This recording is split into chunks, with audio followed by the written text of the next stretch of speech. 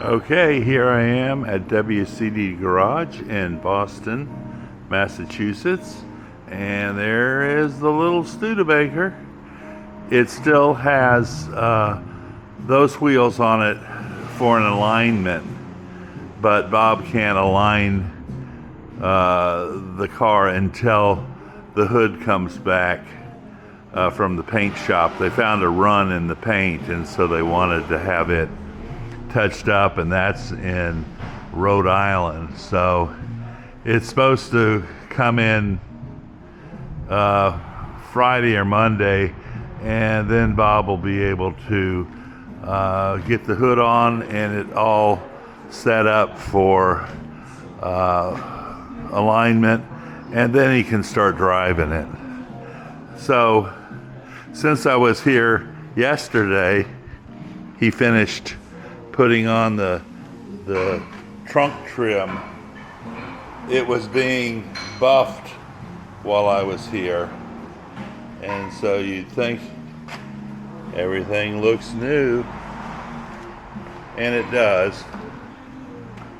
So I'm tickled pink with the way this little guy is turning out, and I'll just do a walk around so it's on video. Some history. I bought new old stock side trim from Sasco in South Bend in the 2000s, and all they had for a full set was 65 trim, and this is a 64. The difference was 65 had the black stripe here, and this was left the aluminum color, so it had a black rim around it, and Bob stripped it and then put the center black stripe on it so it would look proper for a 64.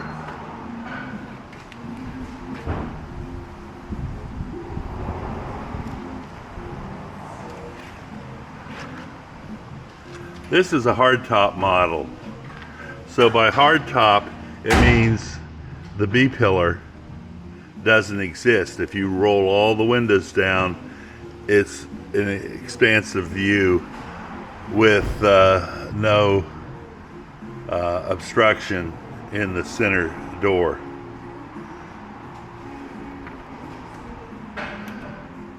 There's the pretty interior. Glove box door still has to be restored and put on. And there we have the interior. I love that I had it converted into a 4-speed, so I now have the proper Studebaker shifter for a split bench seat car. In other words, if it had the console and bucket seats, then the shifter knob would be straight, and you could shift without having to have the arch in there for it to be able to go around the seat.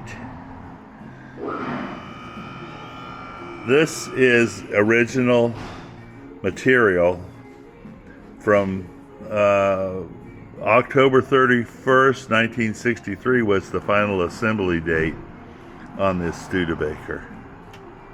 I want to show you how the rear window rolls down. It's kind of a nice feature. Let's see here.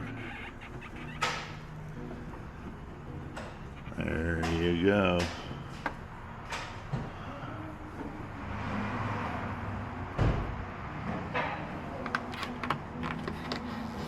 And then if you roll the front window down, it's totally open in what they do call a hardtop. I had this molding re-chromed.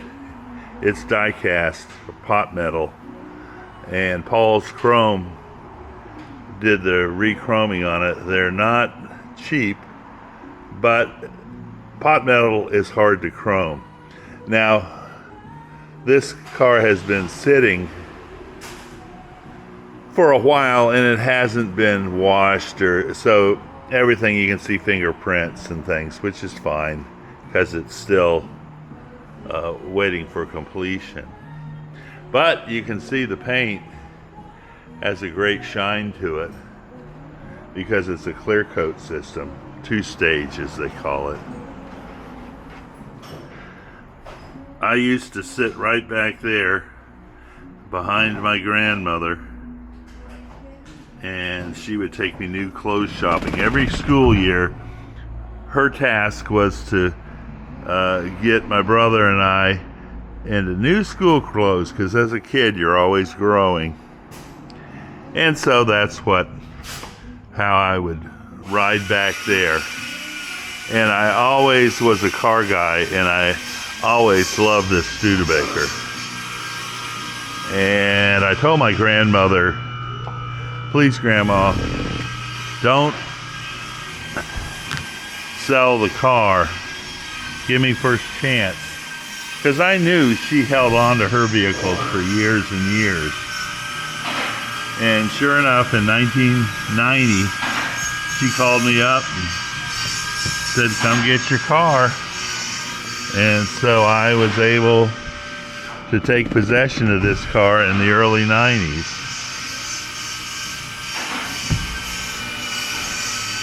I'll do a walk around to the front.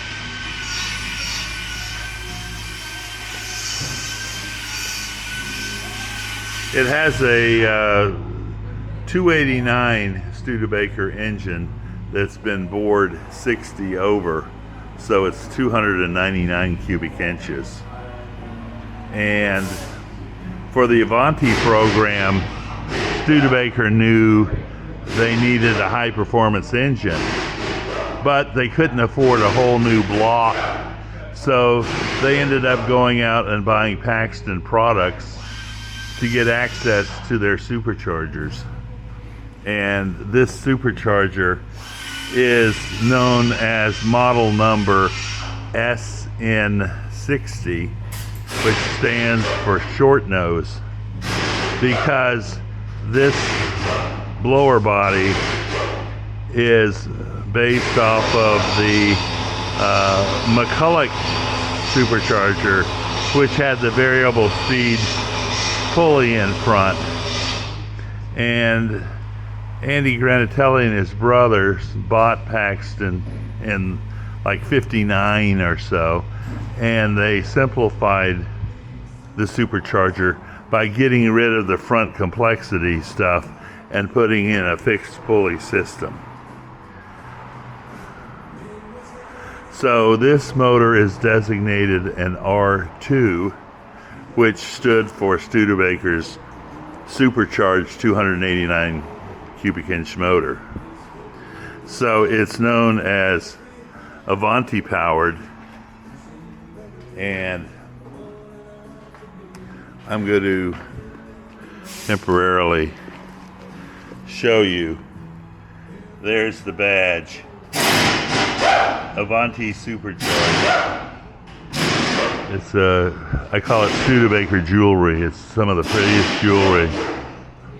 And if your vehicle was a full package car, in other words, they had an option package where you check the box, you got the traction bars, you got bucket seats, and all the performance goodies in one option package, you would get the grill badge. Well, this car is a Tribute, so the seats were too nice, so I kept my grandmother's split dual reclining individual seats. So while it does have disc brakes added and all the sway bars and the Avanti performance bits, it's a Tribute car. It's not a true package car. But heck, while I'm going at it, I might as well include the grill badge, which I find to be another pretty 1964 feature. So here we have the engine, and it's got a Mallory electronic distributor in it, which you can't even get anymore. I was able to secure one in the early 2000s from Dave Thibault, who lives right up here and comes to this garage every afternoon to do odds and ends and work on things. So this car, to be different, I wanted to keep the Avanti engine shielding or ignition shielding, which if you think of Corvettes, Avantis were fiberglass cars, so without having a metal body, the radio would pick up electronic interference, so they would put shielding over the ignition wires to suppress any interference with the radio. Well, this car, technically, because it's a metal body car, does not need all this fancy shielding, but I just like the look of it. And there'll be a box that sits right there to cover the distributor. So it'll have the Avanti shielding on a Lark chassis, which is just another discussion point for me.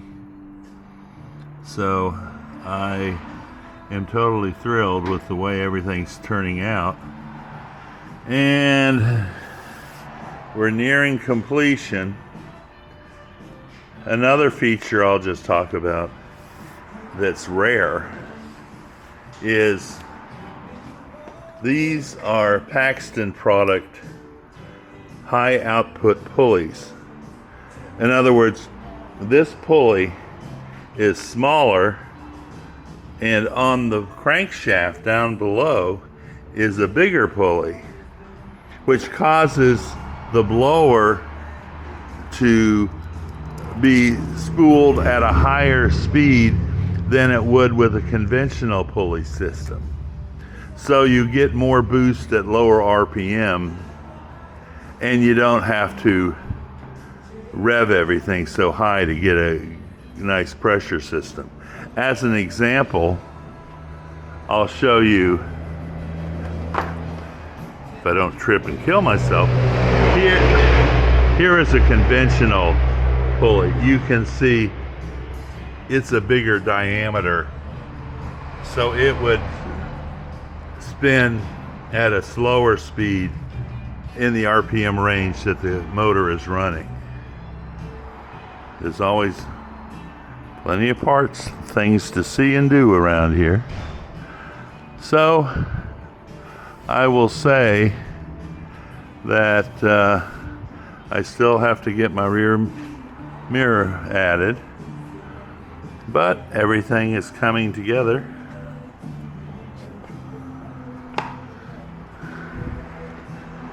And here's the driver's side, the business end of everything. Just beautiful. Beautiful, beautiful. And so we will say that's it for now.